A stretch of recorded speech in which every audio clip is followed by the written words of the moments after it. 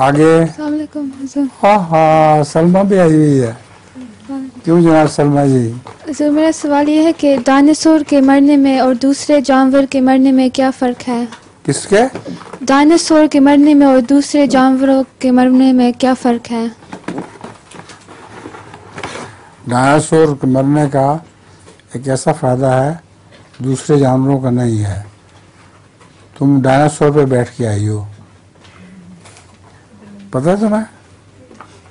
तेल जितना बनता है, जो पेट्रोल, उसका भारी तादाद, उसकी भारी मकदार डायनासोर के दफन होने से बनी है।